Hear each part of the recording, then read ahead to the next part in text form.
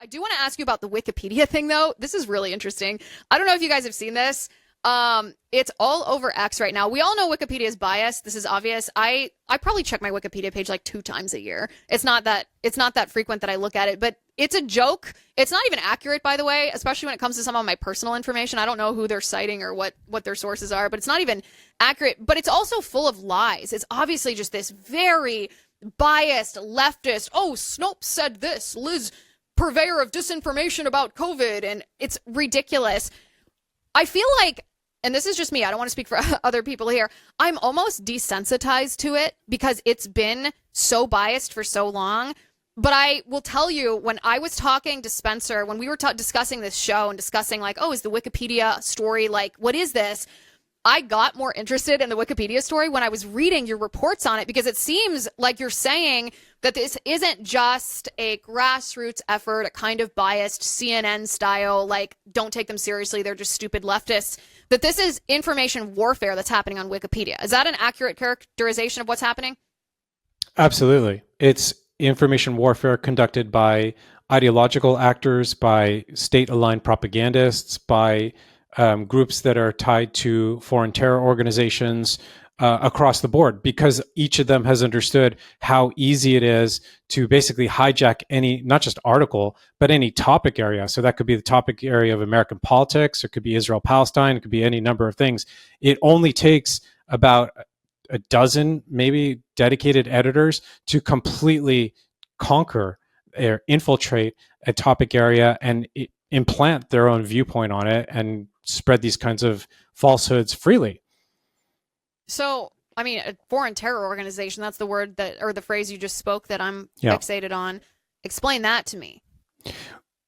One of the biggest reports I've done on the Wikipedia stuff involves a group of around 40. There's really about 10 or 12 who are leaders of the group, pro-Hamas. They're editors. They're sort of removing mentions of Hamas crimes, including terror attacks. They're doing the same for Hezbollah. They're sort of whitewashing Hezbollah. They're acting on behalf of the Iranian regime. They're removing human rights abuses listed on Wikipedia. So this is stuff that's done to advance the own interests of groups like Hamas and Hezbollah. One of these editors removed any mention of Hamas's genocidal 1988 charter from dozens of Wikipedia articles. This is not something you do just because you're a hobbyist or you're an enthusiast for Hamas. Like, you're doing this in alignment with whether or not that person is directly paid for them or somehow in their employ. It's unknown, but this is aligned exactly with their own objectives and how they try to appear and present themselves to not just the American public, to the world. So the damage is immense because Wikipedia is not a walled garden. What is on the site doesn't stay on the site. It gets pulled into ChatGPT, into Gemini, into every frontier AI model. It basically populates all of Google on a topic search.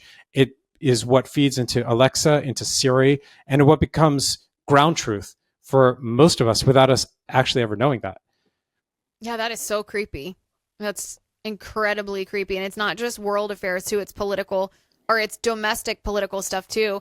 Yes. Is there a way to establish whether these dedicated editors, especially the ones that kind of have a monopoly on a certain political topic, is there a way to determine whether they are paid and who's paying them? Because one of the things that we do on this show is unmasking the who's behind whatever it might be, whether it was the anti-ICE riots, whether it's who's behind Antifa. And I feel like it's very instructive, not just for the American public, but for the government, for them to know how to take action when something's a conspiracy, when something's a highly coordinated network, and it's not just a decentralized, grassroots, organic, leftist group of kids.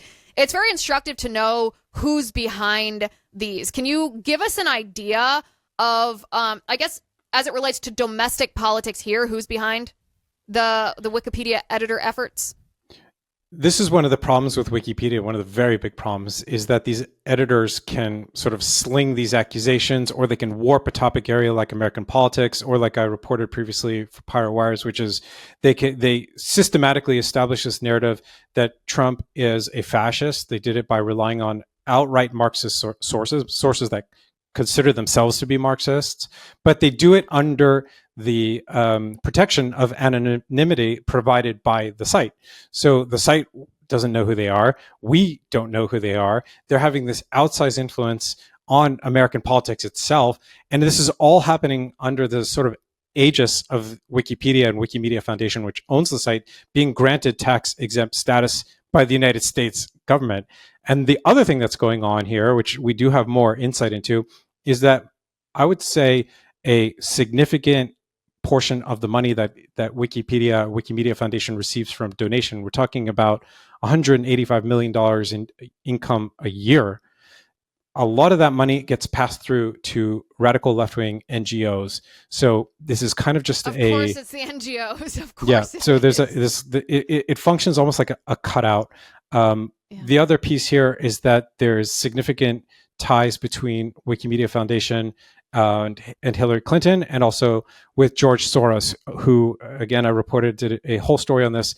A lot of Soros's most senior people were put into or came to Wikimedia Foundation in 2017, which is right at the time Wikimedia Foundation redefined the mission of Wikipedia from just being an online encyclopedia into becoming a social justice movement powered by DEI. Oh, goodness. Of course it is. I mean, I guess I shouldn't be surprised at this point. These radical leftist NGOs funded by billionaire leftists like George Soros or Roy Singham, they are behind everything. It is, again, I'm always going to be shocked by this because it's so evil, but I suppose I shouldn't be surprised.